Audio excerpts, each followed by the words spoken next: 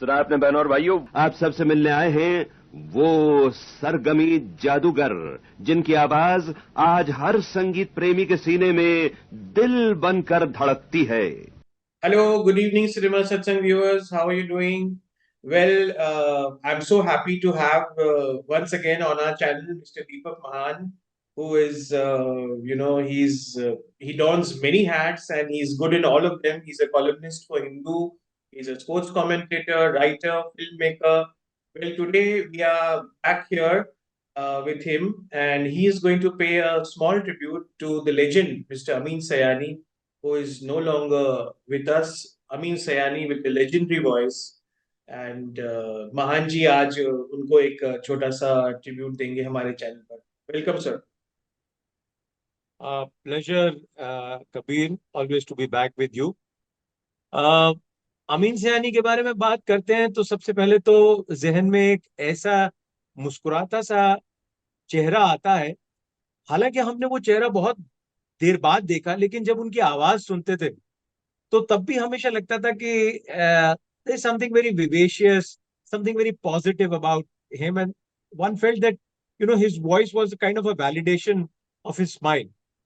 तो मेरा और उनका संबंध एक श्रोता और एक रेडियो एंकर के रूप में बहुत पहले शुरू हुआ, जब 1962 के आसपास चीन का आक्रमण होने वाला था और हमारा ये आशंका थी कि मतलब चीन का आक्रमण होगा। एंड हमारा पुराना रेडियो खराब हो गया, तो my father immediately took me along to the market, and out of 3 or 4 the best radios on the shelf, he gave me the choice to pick one. और मैंने उसमें से एक जर्मन रेडियो कॉमर करके नाम था, उसको पिक किया और हमने घर आके लगाया। और क्योंकि वो लोग जानते थे कि बिनाका गीत माला आती है रेडियो सिलोन पे, उस समय श्रीलंका देश को सिलोन कहा जाता था और श्रीलंका ब्रॉडकास्टिंग कॉरपोरेशन को रेडियो सिलोन कहते थे। And Amin Sayani had started his journey while he had just entered his college, Xavier's in Bombay, and he started Binaca Geetmala. अब आप देखिए, कभी कभी क्या होता है कि a person at the right time, at the right place, with the right contacts, वो कभी कभी होता है तो एकदम किस्मत चमक जाती है। अमीन सयानी के साथ भी यही हुआ। 1950s के शुरू में एक मिनिस्टर जो आईएनबी के गवर्नमेंट ऑफ इंडिया में थे, वो बड़े संस्कारी थे।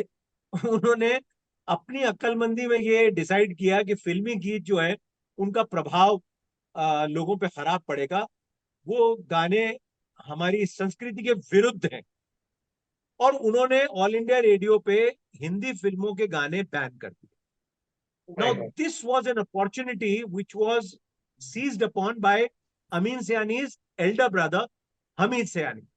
हमीद सयानी उस समय एक इंग्लिश का प्रोग्राम किया करते थे रेडियो सिलोन के लिए, जो कि बॉर्नविटा क्विज हुआ करता था। और उस क्विज के साथ साथ वहां पे क्योंकि कई तरीके के प्रोग्राम्स वगैरह आए थे, हमीद सयानी ने ये देखा कि जब अगर हिंदी के फिल्मों के गाने नहीं बज रहे ऑल इंडिया रेडियो पे, तो इसका कुछ फायदा उठाना चाहिए। और उन्होंने ये आइडिया दिया कि जो हफ्ते भर के सबसे सर्वश्रेष्ठ या सबसे पॉपुलर जो गाने हैं, उन गानों को रेडियो सिलोन पे बजाया जाए। और उसके साथ उन्होंने उस जमाने में जो बिनाका टूथपेस्ट थी, वो उसके स्पॉन्सरर बनाए। और उन्होंने, आप देखिए कि अपने छोटे भाई अमीन सयानी को, क्योंकि Hamid Sayani himself was very good in English, but he felt that he was not too good in conversing in English Hindi, तो उन्होंने सोचा कि अमीन क्योंकि हिंदी में बात कर सकता है और अमीन अच्छा बोलता है, तो अमीन को इसके लिए चुना जाए। अब आप देखिए कि सारा कुछ एक माहौल तैयार था, एक वैक्यूम था, लोग हिंदी फिल्मों के गाने सुनना चाहते थे। क्योंकि अब जब ये गाने बैन हो चुके थे तो सुन कौन सकता था?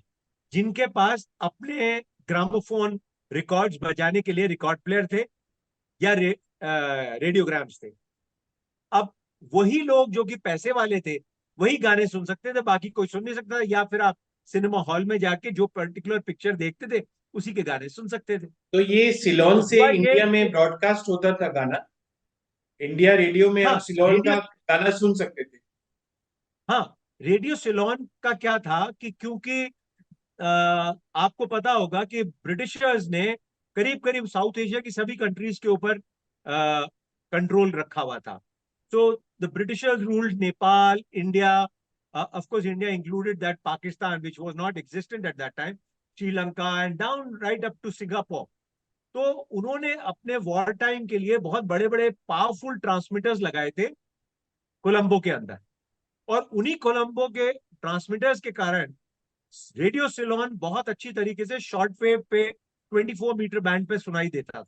इन द तो 50s। उसका फायदा और इसका पता हमीद सियानी को था, क्योंकि हमीद सियानी एक इंग्लिश का प्रोग्राम करते थे जैसे आपको मैंने पहले बताया, and that was sponsored by Bournvita, Cadbury's Bournvita. तो उन्होंने अपने इस प्रोग्राम को बिनाका गीतमाला के नाम से पिरोया इन द और अमीन 1950s। सयानी को इसमें लिया. इन द हाँ जी, 1950s। In the this 1950s। Is around 19 end of 1952 beginning of 1953. और ये प्रोग्राम बड़े डरते डरते शुरू हुआ था, लेकिन एक दो हफ्ते के अंदर ही हजारों की संख्या में जो पत्र आए रेडियो सिलोन को, तो उनको पता चल गया कि ये कार्यक्रम बहुत हिट है. और उसके बाद ये प्रोग्राम सालों तक चला. ये लगभग 38-40 साल तक ये प्रोग्राम चला, और 1989 तक ये करीब करीब उस पे चला, रेडियो सिलोन पे. सिलोन पे ही और चला। आप देखिए, हाँ रेडियो सिलोन पे हर बुधवार को रात के 8 बजे ये प्रोग्राम आता था, और इसमें हफ्ते भर के लोगों की जो चॉइस होती थी उसको छांटा जाता था, और फरमाइशों के हिसाब से ये देखा जाता था कि कौन सा गाना सबसे ज्यादा वोट लेके आया है, वो नंबर 1 पायदान पे होता था. और इस तरीके से नंबर 2, नंबर 3, नंबर 4 करके 16 गाने बजाए जाते थे. मतलब और थैंक्स नंबर टू 1 गाना जो होता था वो सबसे आखिर में बजता था, तो मतलब लोग थैंक्स आखिर तक बैठे रहते थे. नाउ मतलब इसमें मैं समझता हूं कि अमीन सयानी को लोग बाग हमेशा ये कहते हैं कि वो बहुत अच्छे रेडियो एंकर थे, इसमें कोई दो राय नहीं. उनकी आवाज बहुत मीठी थी, उनकी आवाज बहुत चुलबुली थी, उनकी आवाज में एक जोश था, उनकी आवाज में एक बहुत ही आकर्षण था. और वो जब बहनों और भाइयों आदाब नमस्कार करते थे तो वहीं से लोग बागों के साथ वो जुड़ जाते थे. लेकिन सबसे बड़ी बात ये थी कि वो पॉपुलर क्यों थे. उन्होंने बोलचाल की एक भाषा ऐसी अपनाई, what you call a conversational style. What people don't understand today in FMs in India is that they blabber nonsense and they talk like idiots because they are always pontificating. लेकिन इसके विपरीत अमीन सयानी ने क्या किया.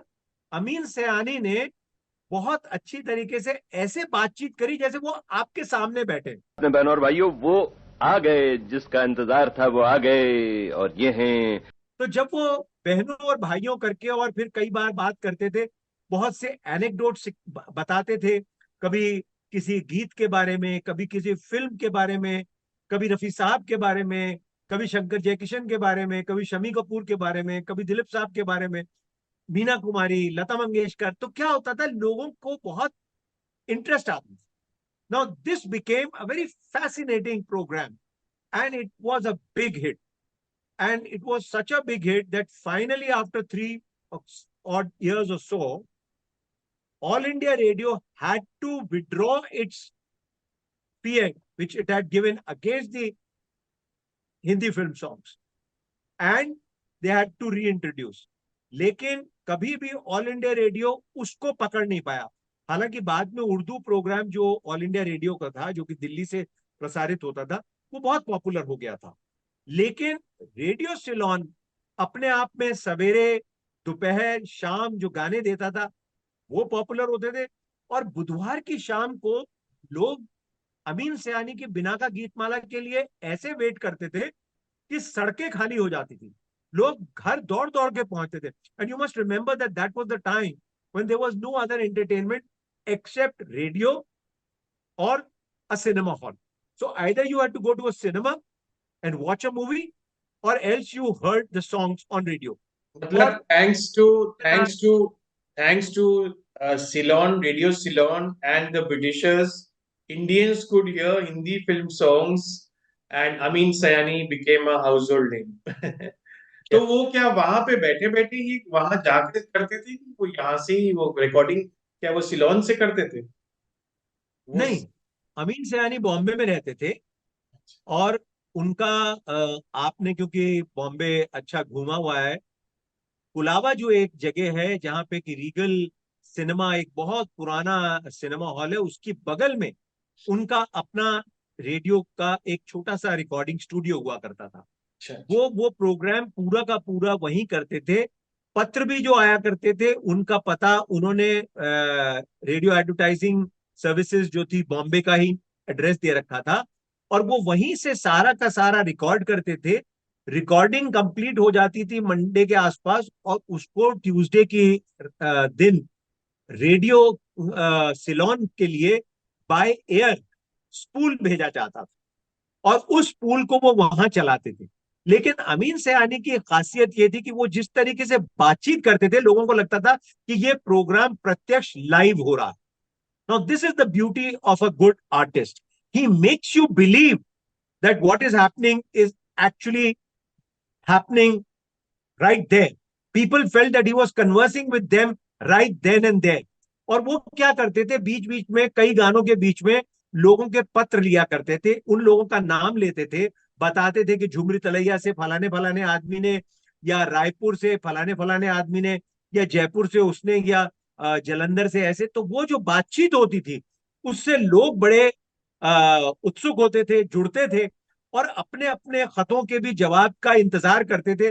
उनको हजारों खत आते थे, तो जरूरी नहीं है सबके वो जवाब दे भी नहीं सकते थे, लेकिन वो दो चार खतों के कारण बहुत से लोग जुड़ते थे ना। जो मैंने ऐसे आपको पहले कहा, उनका कन्वर्सेशनल स्टाइल, उनकी पॉजिटिविटी, उनकी आवाज का आकर्षण, उनका बहुत अच्छा तलफ्फुज, वो सब लोगों को बहुत पसंद आता था। अरे नहीं, अब तो बहुत जरूरी बात कहनी है बहनों और भाइयों से। लेकिन यही लोग आज तक सब कहते हैं, और अभी भी जब लोगों ने उनको ट्रिब्यूट दी तो ज्यादातर लोगों ने उनकी इसी बात को कहा कि वो बहुत अच्छे एंकर थे। But what people forget is that actually Hindi फिल्मों को, अमीन सयानी को सलाम करना चाहिए। Hindi films owe a huge debt to Amin Sayani. और वो क्यों? देखिए, अगर अमीन सयानी बिना का गीतमाला नहीं लाते, अगर, हालांकि प्रोग्राम हमीद सयानी लाए थे, और अनफॉर्चुनेटली उनके बड़े भाई हमीद सयानी कुछ साल बाद ही उनका इंतकाल हो गया था, लेकिन कार्यक्रम को पूरे को बाद में अपने कंधों पे अमीन सयानी नहीं चलाया। लेकिन इसका पहला श्रेय बिना का गीतमाला का हमीद सयानी को जाता है, अमीन सयानी के बड़े ब्रदर। लेकिन what I have to share with everybody is that what a great thing he did the for keeping alive the Hindi film music. Hindi film music उस समय, जैसे मैंने आपको कहा, सिर्फ वही सुन सकता था जिसके पास रेडियोग्राम होता था, फोनोग्राफ होता था, टर्न टेबल होता। वो आदमी रिकॉर्ड खरीद के बाजार से अपने घर में बजा के सुन सकता था, पर लिमिटेड गाने सुन सकता था। उसके पास अगर पैसे थे तो वही सुन सकता था, या अपने दो चार लोगों को सुनवा सकता था। बाकी लोगों को कहीं ना कहीं जाना पड़ता था सिनेमा हॉल, और वो जो पिक्चर वहां पे सिनेमा हॉल में चल रही होती थी उसका गाना वो सुन सकते थे। लेकिन अगर कोई गाना आपको पसंद था तो उसको बार बार आप कैसे सुन सकते थे? नहीं सुन सकते। इसका जरिया सिर्फ रेडियो था, और इस रेडियो का, ऑल इंडिया रेडियो का, गला घोट दिया गया था भारत सरकार द्वारा। तो उसको, उस हिंदी फिल्मों के स्वर्णिम युग, जिसको कि गोल्डन एरा कहते हैं, when the songs were melodious, the poetry was exquisite, the compositions were out of this world, and you had phenomenal singers like Rafi साहब, लता मंगेशकर, आशा भोसले, तलत महमूद, मन्ना डे, मुकेश। क्योंकि अमीन सयानी ने फिल्म म्यूजिक को मासेस के अंदर, जन समूह में पॉपुलर करने का एक बहुत बड़ा क्रांतिकारी काम किया। Did he ever get to work with All India Radio? Did he ever work with वो उन्होंने Yes, India? yes, of course. Yes. Subsequently, All India Radio, when it introduced Vivid Bharati, and Vivid Bharati on a later times became a commercial broadcasting service on the lines of Radio Ceylon, and it started producing radio programs, it started giving advertising, it started giving out jingles, radio jingles, and various other radio documentaries and radio dramas. At that time, one of the leading persons to guide All India Radio, and especially with Bharti, was Amin Sayani. And later on, it was he himself, when Binaka Geetmala actually turned into Sibaka Geetmala, because Binaka toothpaste की company ने उसका नाम change करके सिबाका कर दिया था, सिबा गाएगी जो company हो गई थी, उसके कारण वो बाद में अमीन सयानी ही उसको इंडिया ले आए, क्योंकि विविध Bharti had a much better organized range than Radio Ceylon. Because what happened later on was that in the start of 1980s, radio Ceylon के वो पुराने ट्रांसमीटर्स अपनी ताकत खोने लगे थे, और इधर ऑल इंडिया रेडियो के ट्रांसमीटर्स इंदिरा गांधी ने और नेहरू जी ने जो इसरो की स्थापित किया था, उसके सैटेलाइट से, उसके कई तरीके के प्रयोगों से जो ट्रांसमीटर्स पूरे इंडिया में गए, तो हमारे हर क्षेत्र में, जो अरुणाचल प्रदेश का आखिरी कोना है वहां से लेके और गुजरात के कांडला तट तक और कश्मीर से लेके कन्याकुमारी तक, हर जगह विविध भारती बहुत आसानी से सुना जा सकता था. It became a national service. और उस योमैन सर्विस के अंदर अमीन सयानी का एक बहुत बड़ा योगदान रहा. उन्होंने बहुत सारी पॉलिसी फ्रेमवर्क्स के ऊपर भी काम किया, and he was a kind of a godly father figure to All India Radio. So his services were unique, extraordinary, and hats off to him. तो टीवी के आने के बाद क्या उनकी पॉपुलैरिटी कम हुई क्या, टीवी के after the advent of TV? और इस गीत के बाद आज अब हमारा ये कार्यक्रम होता है खत्म. इजाजत दीजिए, अगले हफ्ते फिर मिलेंगे. नमस्ते. टीवी के आने के बाद कुछ सालों तक रेडियो का वाकई हश्र खराब हुआ.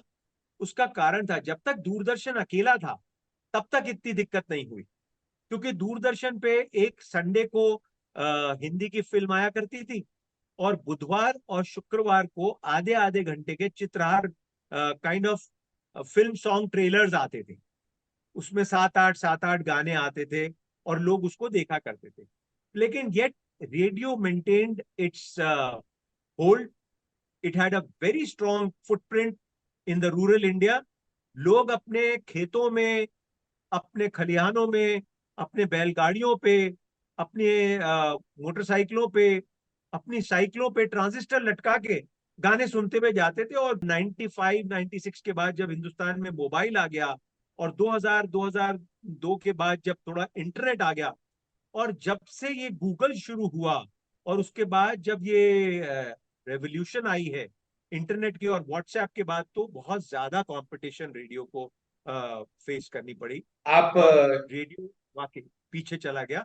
लेकिन एफएम थोड़ा बहुत कर रहे हैं. लेकिन मैं सिर्फ इतना कह सकता हूं कि उनके जैसे लोगों ने मुझ जैसे बहुत से लोगों को इंस्पायर किया है. 80 के दशक में मैं उनसे मिला था, तो वो बहुत गर्मजोशी से मिले. उनके उसी ऑफिस में मैं गया था, मैं उनको चाहता था, मैंने उनको अपनी कैसेट टेप सुनाई.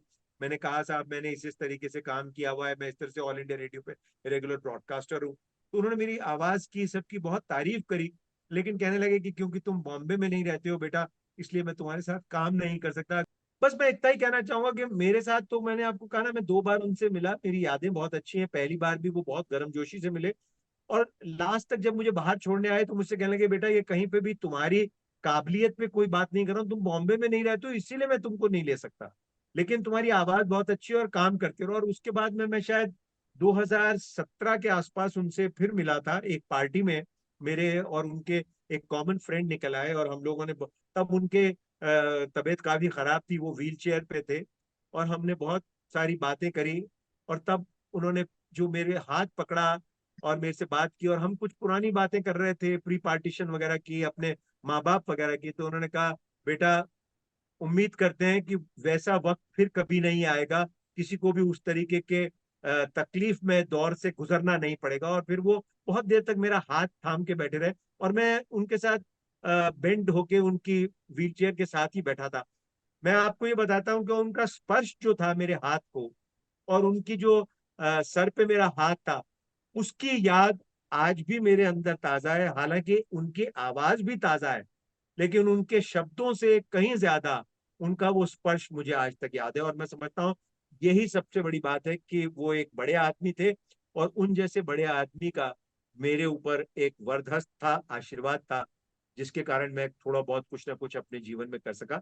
यही मेरे लिए एक बहुत बड़ी उपलब्धि है और वो जहां भी हो उनको मैं अपने खिरादे अकीदत पेश करता हूँ।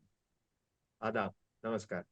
Thank you so much, sir, for giving this wonderful, glowing tribute to Amin Sayani ji. और जहाँ भी होंगे, अमीन जी, rest in peace and please keep on blessing us. Yeah, sure. Thank Thank you. you so much for Thank you, having sir. me and allowing me to pay a tribute to such a legendary figure. Thank you so much. नमस्ते, आदाब अर्ज़ है, good bye और सत श्री अकाल।